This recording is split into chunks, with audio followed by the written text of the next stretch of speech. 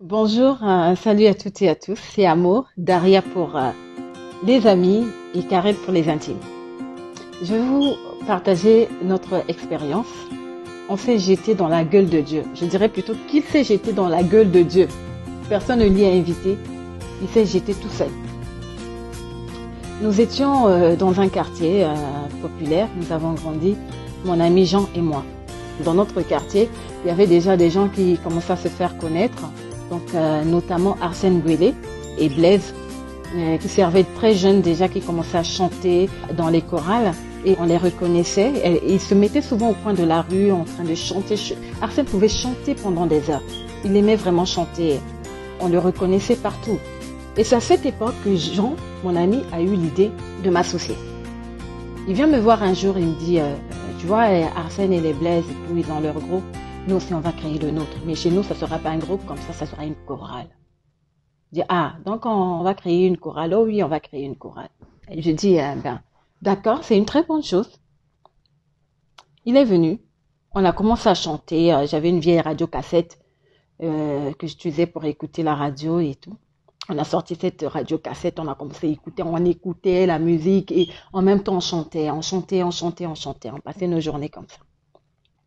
Après un jour, il me dit, ah non, on va pas continuer à chanter les cantiques populaires. Nous, on doit écrire nos propres chansons. Et on va écrire nos propres chansons comment? Les gens chantaient très mal comme des casseroles. Je pense que dans le quartier, on faisait beaucoup de bruit et beaucoup de personnes se souviennent de cette époque. Il me dit, on va écrire notre chanson. On va écrire notre chanson comment? Il me dit, tu prends la Bible, tu ouvres. Là où tu vas tomber, là, ça sera notre chanson. On en fera une chanson. Je dis, d'accord. Et donc, ce que je fais, le lendemain, j'arrive, j'ouvre la Bible. Et je tombe sur, j'ai jamais oublié ce verset, hein. Matthieu 26, 52, remets ton épée, qui tue par l'épée, périt par l'épée. Et quand Jean arrive, je lui dis, j'ai trouvé. Et toi, tu as trouvé quoi? Non. D'abord toi, je dis, qui tue par l'épée, périt par l'épée. Voilà, ça devient notre chanson. Et on a commencé à chanter, qui tue par l'épée, périt par l'épée. Il m'a dit, on va faire la version reggae. On a fait la version reggae. Il fallait nous voir sauter comme des sauterelles. Qui tue par l'épée, périt par l'épée. On chantait toute la journée. Et c'était comme ça. Après, une autre fois, il revient, il me dit, non, il faut que tu trouves quelqu'un pour la chorale parce que moi, je deviens pasteur. Ah, tu deviens pasteur? D'accord. Oh non, il faut préparer un banc pour le peuple de Dieu. Donc, on a pris un banc, on a mis à la véranda. Et le peuple de Dieu, c'était mes deux petites sœurs et mon petit frère. Ils étaient là. Il me dit, mais il faut renforcer la chorale parce que moi, je deviens pasteur. Il faut trouver quelqu'un. Alors, je pense à l'une de mes petites du quartier, Rol. Je vais lui proposer. Je dis, Rol, est-ce que tu peux venir chanter avec nous? Et dans le quartier, tout le monde nous entendait faire du bruit. Parce qu'on faisait beaucoup de bruit. Il y avait beaucoup de boucans. Hein. Ma mère, je ne sais pas comment elle faisait pour nous supporter. Mais quand elle passait, tu dis, oh là là. Ah, Khalil. Mais Khalil était dans un délire avec Jean. Et j'ai proposé à Rol de venir chanter avec nous. Rol est arrivé une première journée, deuxième journée. Après, elle s'est rendue compte, non, les Yel sont dans un délire bizarre. Elle nous a abandonnés.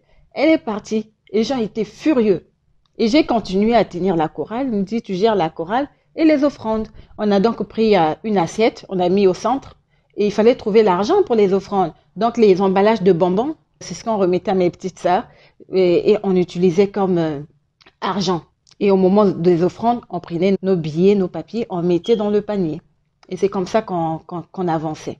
Et une autre fois, il arrive, il change même d'accoutrement. Au lieu de mettre t-shirt comme il venait d'habitude, c'était maintenant chemise rayée, manche longue avec la Bible sous les aisselles. Il vient me dire, mais regarde, là, je deviens prophète, pasteur prophète.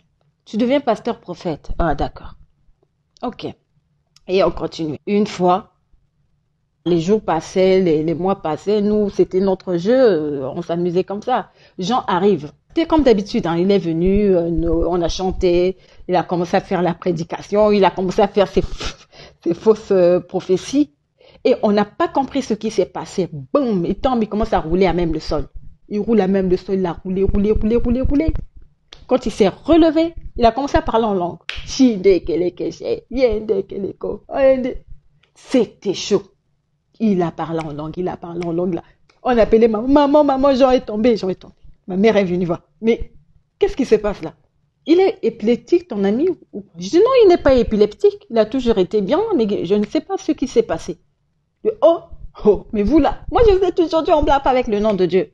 Et quand il a fini de parler en langue, il s'est relevé. Il a pris sa Bible, il a oublié même l'une de ses sandales, il est parti. Le lendemain, il revient, Jean avait complètement changé. Jean a complètement changé. Il avait maintenant des visions en cascade. Oh, je suis en train de voir. Et voilà comment il est tombé dans la gueule de Dieu. Lui-même, on ne l'a pas invité. Je dis, ah. Après moi, je restais tranquille. Je dis, il a dit, le Seigneur a dit, la moisson est grande, mais il y a peu d'ouvriers. Maintenant, nous, on va jouer dans le terrain de quelqu'un qui avait besoin d'ouvriers. On ne nous a pas appelés, on ne nous a pas invités. C'était lui le chef de bande. Et Dieu l'a vu jouer dans son champ. Il dit, ah, petit, donc moi j'ai besoin d'ouvriers. Toi, tu crois que c'est un terrain où tu viens t'amuser. Allez, viens. Et Dieu l'a réquisitionné. Dieu l'a réquisitionné. On n'a plus jamais joué. Nos vies n'ont plus jamais été les mêmes. Et surtout la vie de Jean. Il a été baptisé du Saint-Esprit. Il parlait maintenant langue. Après, il a continué dans la voie de Dieu parce qu'il ne pouvait plus dormir, ouvrir la bouche. Il ne faisait que parler de Dieu, parler de Dieu, parler de Dieu, jusqu'à ce que nous avons déménagé.